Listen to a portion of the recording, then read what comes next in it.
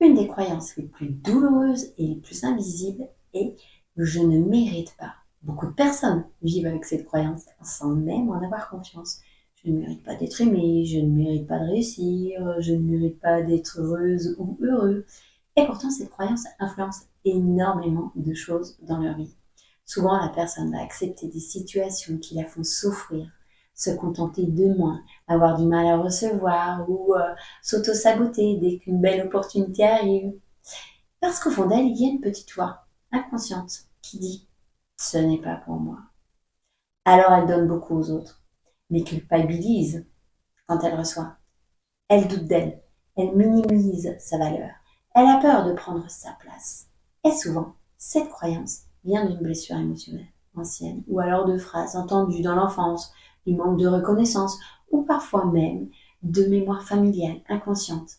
Le problème, c'est qu'une croyance répétée pendant des années finit par devenir une vérité intérieure.